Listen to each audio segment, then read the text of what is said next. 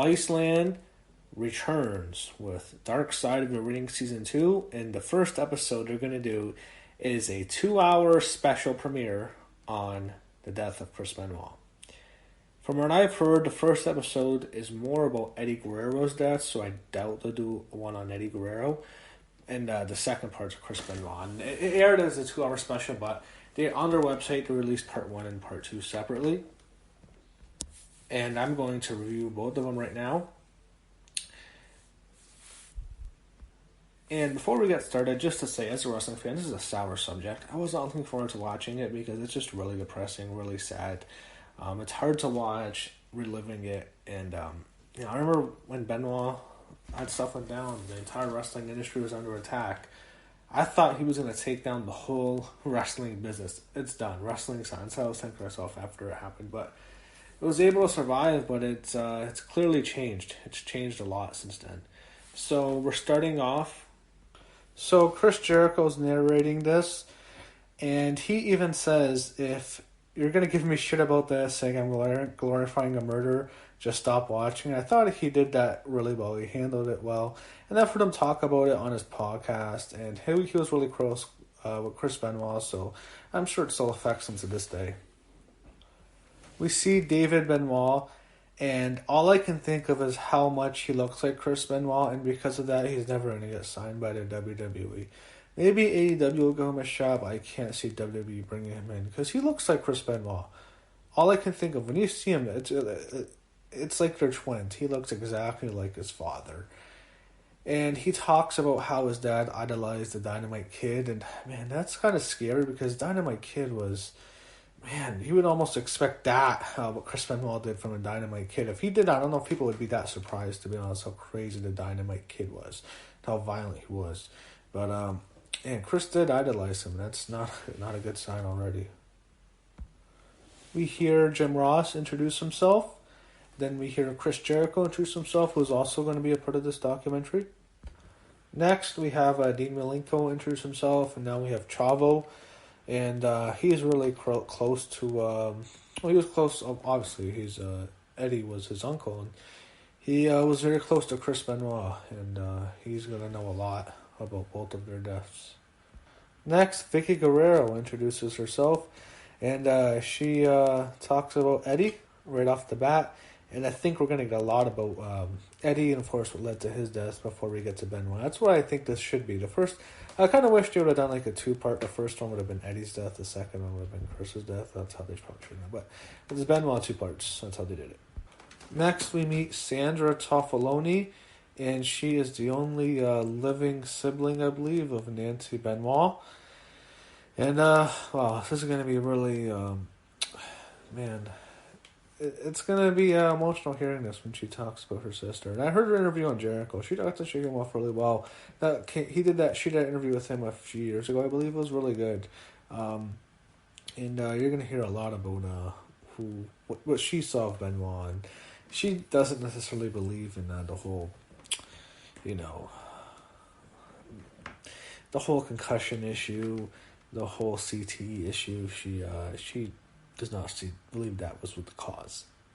So we get to WCW, and Nancy Toffolo, sorry, is that her name? Full name?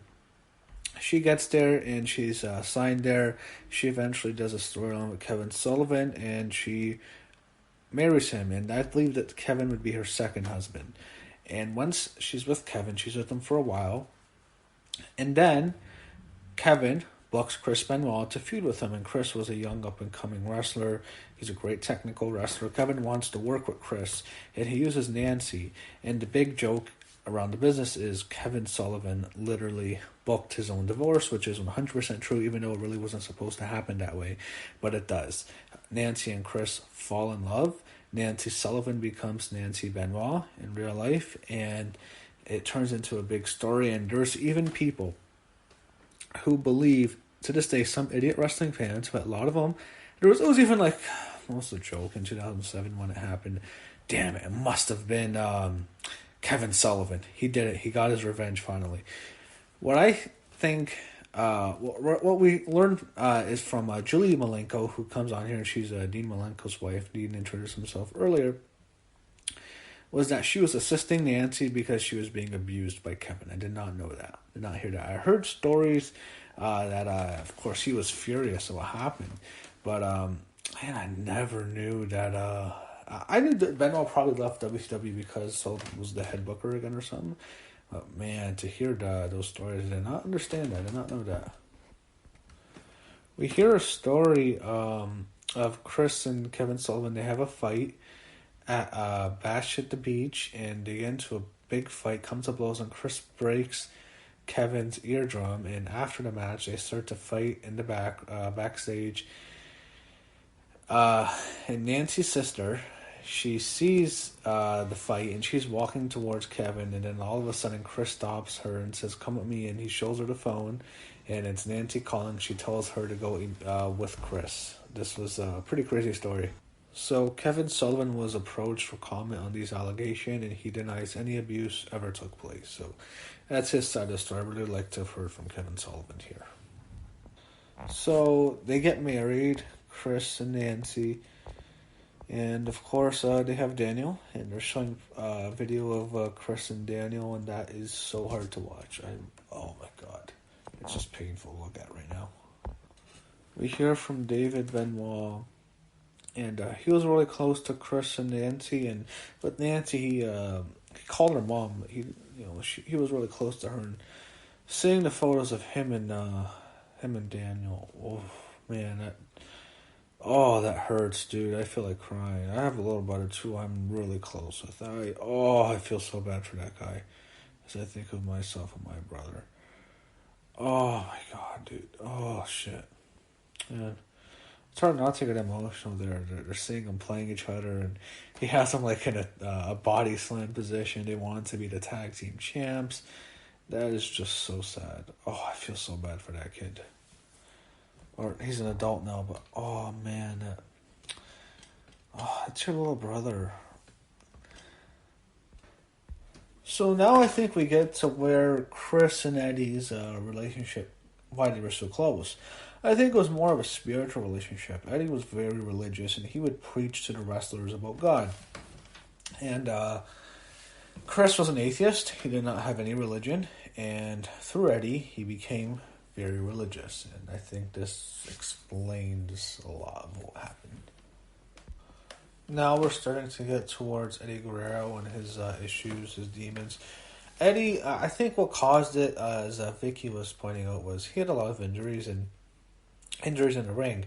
The big problem is if you ask for time off, you lose your spot. So Eddie's afraid if I ask for time off, I'm going to lose my spot.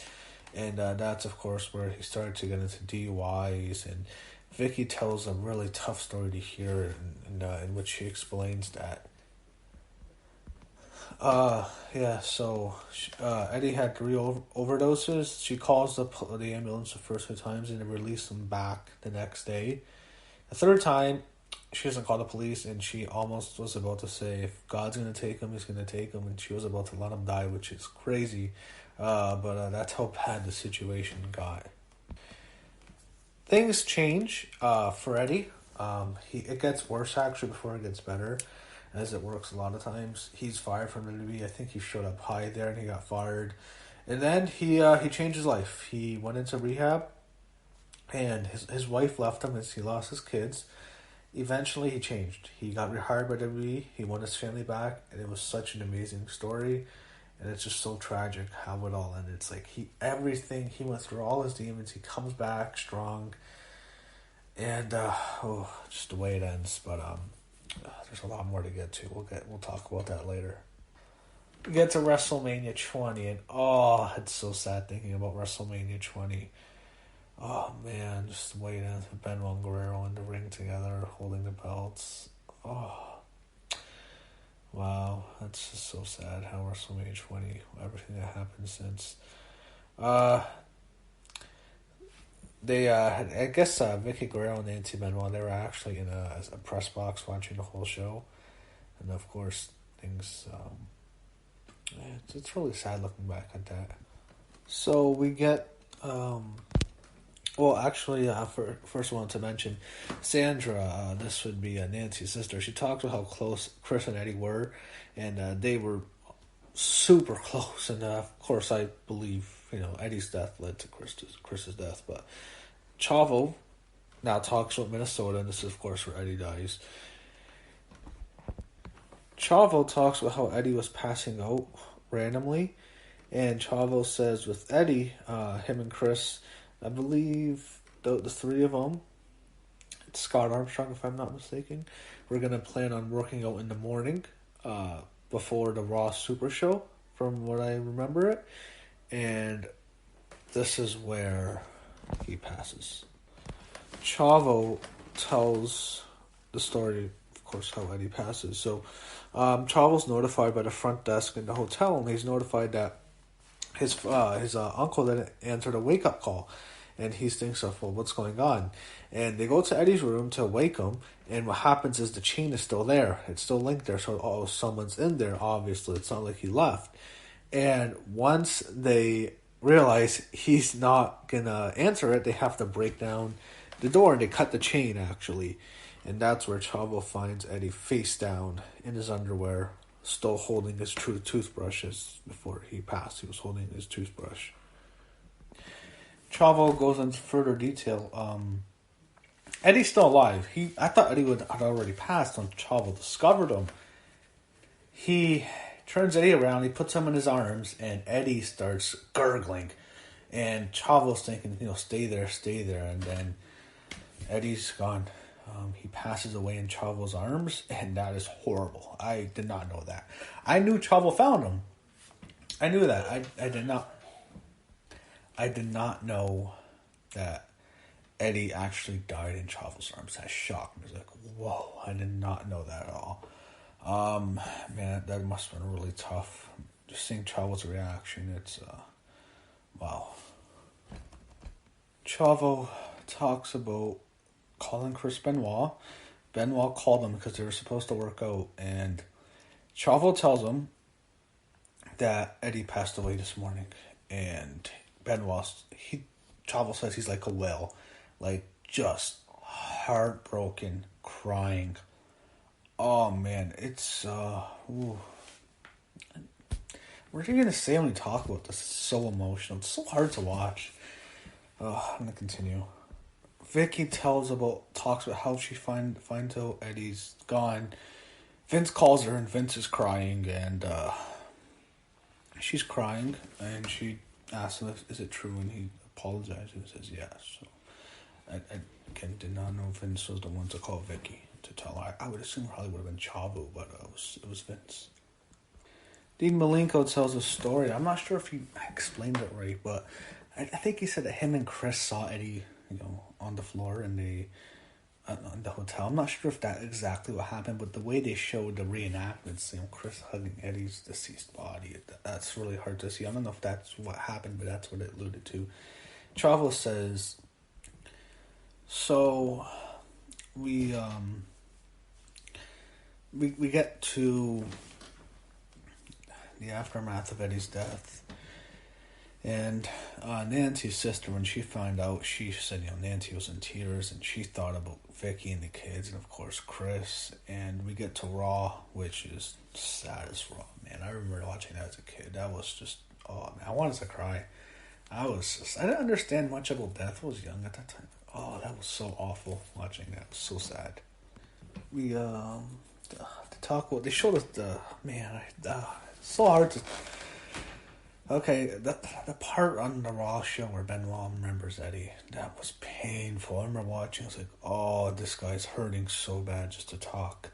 They get to Eddie's funeral next, and Jericho tells the story of how Benoit's so emotional. He's crying, and he's crying on Jericho's shoulder, and Jericho has a suit jacket. He's crying so much that Benoit's tears left a puddle through the suit jacket. I think the biggest suit jacket is into Jericho's suit shirt, which is just, oh man, it shows how emotional Benoit was. Chavo says, it affected everyone, but Chris, it was more. It was basically, it affected him like a spouse. I thought that was the perfect way to put it.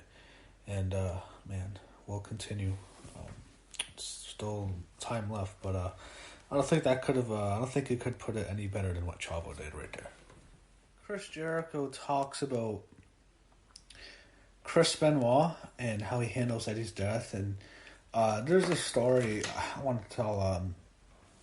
A lot of the wrestlers, when Eddie died, I think that same week, if I'm not mistaken, we're supposed to go on a major tour to Europe, and they're going to go all throughout Europe. And WWE goes to Europe 2 times a year, and it's a very big revenue generator. So you think, okay, they're going to cancel the European tour. Eddie's dead. No, they didn't at least cancel. Maybe we'll cancel the first 2 nights and let everyone go to the funeral. No, the only people who could go to the funeral were 3 guys. It was Chris Benoit, Chavo Guerrero, obviously, and Rey Mysterio. And at the time, they weren't going to let Rey go.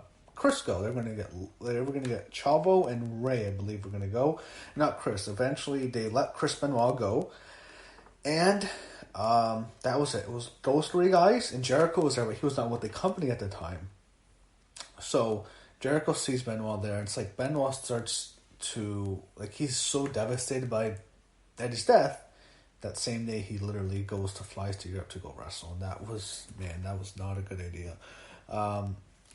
Vicky, now we get to her. Nancy Benoit, she goes to Eddie's house where Vicky is, and she's the one who really was there for Vicky. Vicky's devastated by this. She's in her bed. She's heartbroken. And Nancy's taking care of the 2 daughters. I believe she's taking them to school, and she is helping them, and she's even doing things where she has to console Vicky, and of course, I think a month goes by and Vicky's still devastated. Eventually, Nancy says, enough. You have 2 girls who love you. You have to live her life. And she even...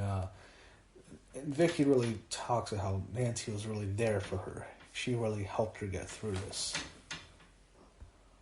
So Nancy actually stayed with Vicky for a whole month after Eddie's death. And Chris would come in when they were off, and Vicky talks about how she'd find Chris sleeping on the side of Eddie's bed, crying. Oh, man, another rough part. Vicky talks about Chris, and he's so devastated by Eddie's death. Not only does he go to his part of the bed, he's going into his weight room and crying, and Vicky finds him sitting on the bench, and she hugs him, and they cry, and it's very emotional. And she talks about how when that's the part of Chris we don't know. The Chris we saw on TV is the most professional guy, the toughest guy, the rabid Wolverine, the Canadian crippler. That's who he'd be, but he was just killing him on the inside, and he started to distance himself from his friends. So Chris is so devastated by Eddie's death, and Nancy's sister talked about how they got Chris a journal. And that's where he starts to write to Eddie, and he starts to open up later after that. And, wow.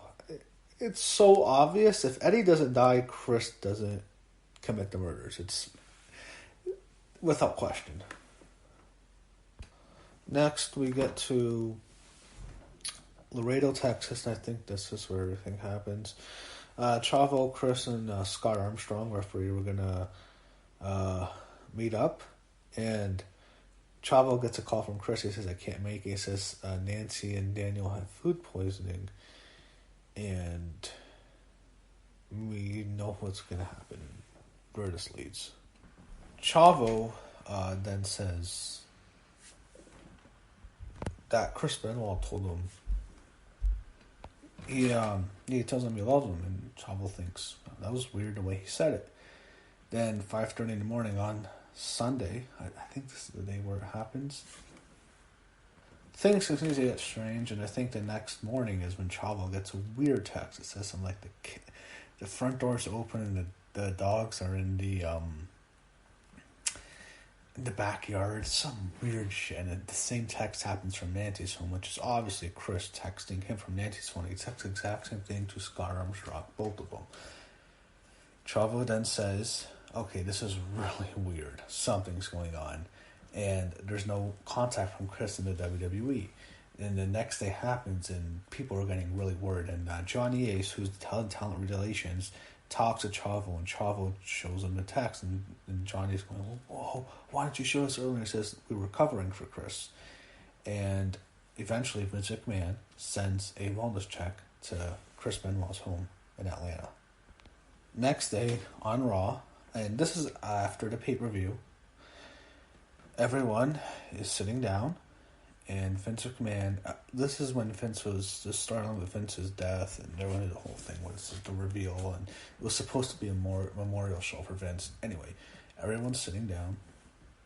Vince gets in the ring, and he announces Eddie's death, or Chris's death. Wow, so Vince,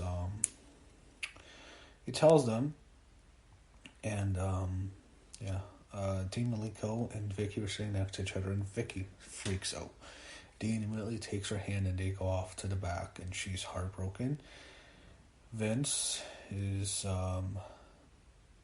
confronted backstage by Chavo, and he is asking, what happened, and Vince just says they're all gone. And I forgot to announce, he didn't just say Chris is dead. Chris, Nancy, and Daniel are all gone. They're all passed away. So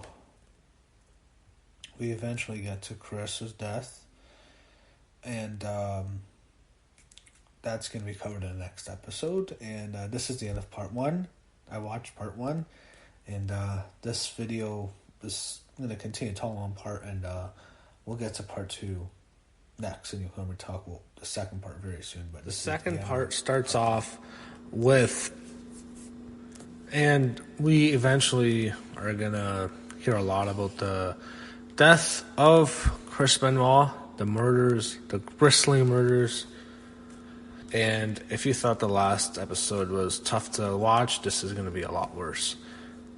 So we start off with the Fayetteville, Georgia Police Department, and what's happened is a deputy who appears on this documentary talks about how he was called to the scene. What happened was WWE called for a welfare check of Chris Benoit, and what happened is, as I explained in the last episode, Chris was not answering WWE's calls. Chavo showed John Laurinaitis the text, and eventually that leads to a welfare check. WWE is concerned now. What they find is horrifying. The man, the police officer, he has a female officer with him, actually, and they have a neighbor. Benoit's a female neighbor, and she tells him, I haven't seen Chris or Nancy for 3 to 4 days. They go into the house, she does, and there's there's 2 dogs, I think German Shepherds, actually, and they can't get in. They're barking, so she takes the dogs, and eventually she goes into the house, and she freaks out. She runs out, she screams, Daniel's dead, Daniel's dead. The police officers are stunned. They're shocked beyond belief. And they go in nervous, and they find Daniel's dead body. They find Daniel face down in his bed. And they didn't mention this, but I think there was a knife under the bed, but they did not mention that. Then they find Nancy Benoit, and she's wrapped up in a blanket in another room. And they get into her death, which we'll learn more about. And then, of course, they find Chris Benoit, and that's where they find him in this weight room downstairs in the basement. And what happened was they were looking through the mirrors, and they saw the woman saw Benoit hanging in the mirror. She put her gun up and told him to freeze, but then the deputy, he found out Benoit was already dead. And they looked like a murder-suicide, and of course the news starts to break. We hear about it different ways. Chris Jericho tells a story of a writer from WWE calling him and telling him what happened, and Jericho was in the car with his son. He pulled over to the side of the road and immediately started bawling. What's interesting is I remember listening to Jericho's podcast. He said it was, have you ever seen The Evil Dead? Ash, the character, Bruce Campbell, that's who Jericho said it was who told him that Chris had died, Benoit died. I remember explicitly hearing that in one of his podcasts. That's what he would always say. Instead, it was, now it's a writer, I'm not sure. But that was Jericho's story of hearing it. Chavo talks about his experience hearing it. Then we hear Jim Roscoe on a crazy rant. He's a little pissed off about the amount of heat WWE took for doing the show because they were criticized like crazy. They show some of the videos of them, the wrestlers paying tribute to him. And of course, Jericho brings up William Regal. And Regal acted strange. You see it's like he knew what happened. That's how it comes off of Regal. But what happened is, as Jericho explains, Regal had lived near Benoit, and he had known about the fights him and Nancy were having, so he might have suspected what really happened, which of course was true, everyone's worst fear. So Sandra, Nancy's sister, finds out when she was at a movie and she walks in when she finds out she has 22 missed calls on her phone. Her parents want to tell her what happened. Eventually, what she has to do is get into a location where she's not driving in a seated position, and they tell her what happens. She freaks out. She loses her mind. She's crying uncontrollably, and she even had to be sedated in the hospital. It was so bad. So, no surprise that happens to a sibling, and anyone would have that similar reaction. I think. I think most people would. David Benoit tells his story of how he finds out he's with his mom in Edmonton, and I believe I'm not sure if he was Benoit's only son. I'm not sure, but David finds out when his mom has to go to the station because she gets a call, and he sees his mom crying, and she's freaking out. She's crying. She's stunned, but she can't tell him what's happening. She's too scared to her. She can't get it out. I'm not sure. And what happens is the police officer has to tell David what happened, and David actually punches a police officer, and eventually he's consoled by the officer telling him that his father loved him, and he passed away. Absolutely heartbreaking. So this guy named Matthew Mendoza, he did Ring of Hell, the Benoit story, and what he says is Friday, Benoit has a barbecue with his family, and then Friday night there's the altercation with him and Nancy, and he ties her up with duct tape, and then he used a telephone cord to strangle Nancy, and they found a whole bunch of beer cans and lime bottles around it, so I guess he might have been drinking after the fact, I'm not sure. On Saturday, they say Benoit gave his son Xanax and then murdered him in his room. So he suffocates Daniel, and then like he did with Nancy, he leaves the Bible next to him. He left the Bibles next to them both, and I think he makes the phone calls or the text messages to Chavo and Scott Armstrong. He does two of them, and then then later he eventually takes his own life. Julie Malenko, who's Dean's wife, she says that Chris, like when he put his knee, he killed Nancy, he tied her up with tape, and he puts his knee down on her back, chokes her to death with the phone cord, but also it broke her back from the knee pressure and bending her. Oh my God.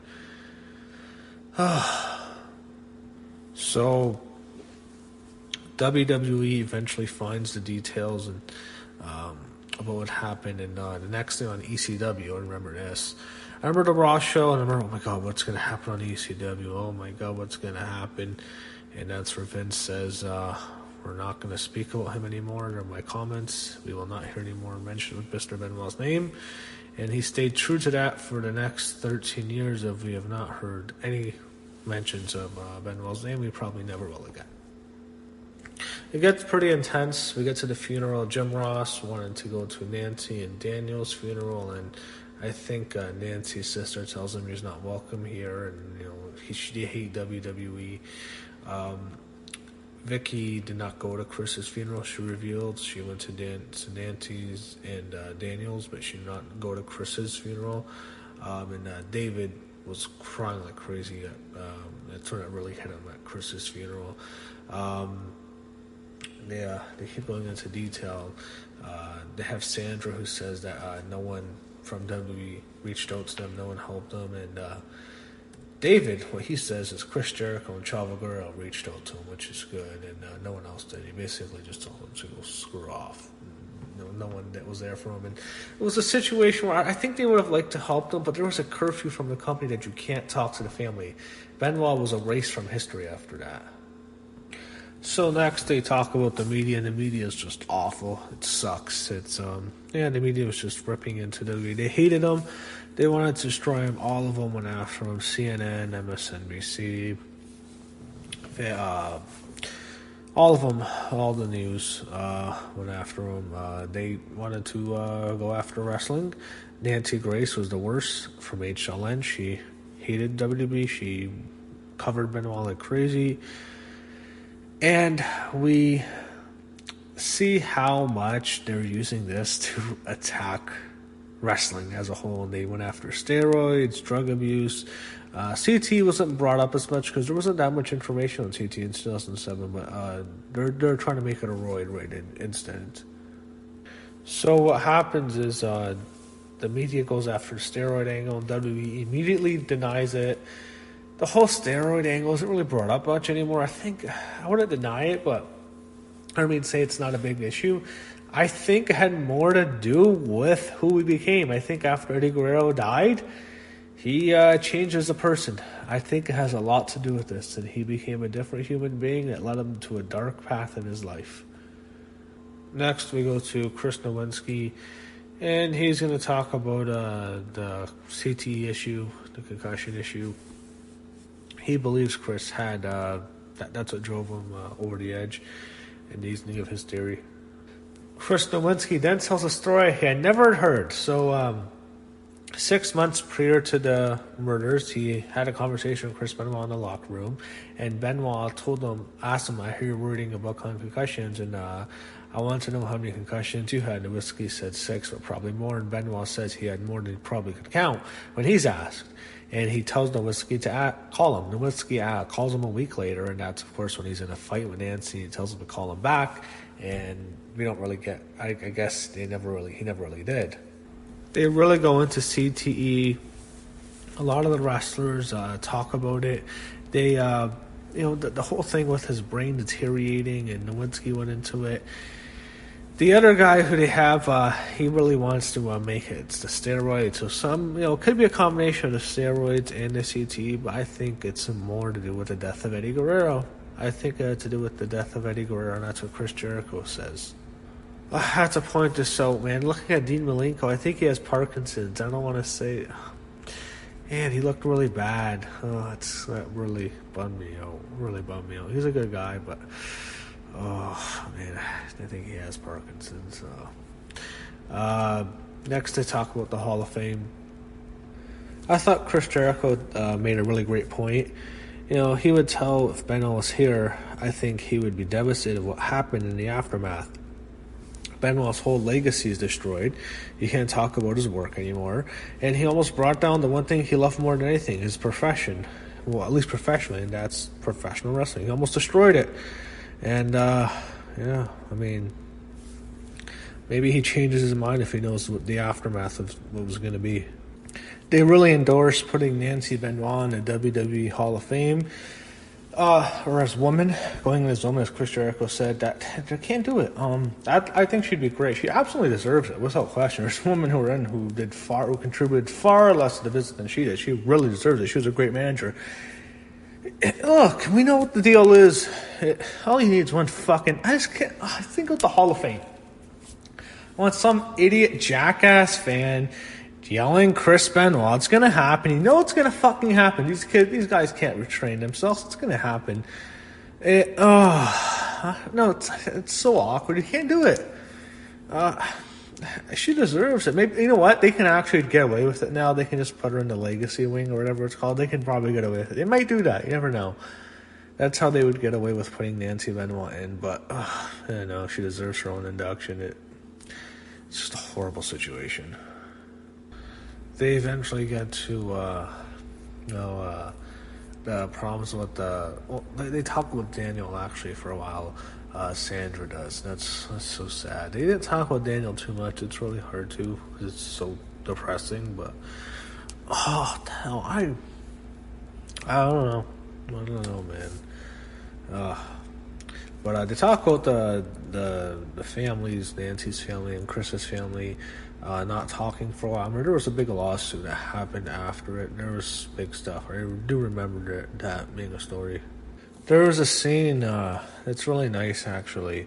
Sandra and David, of course, they come from Chris and Nancy's families. The families weren't talking to each other for a while. And they reunite.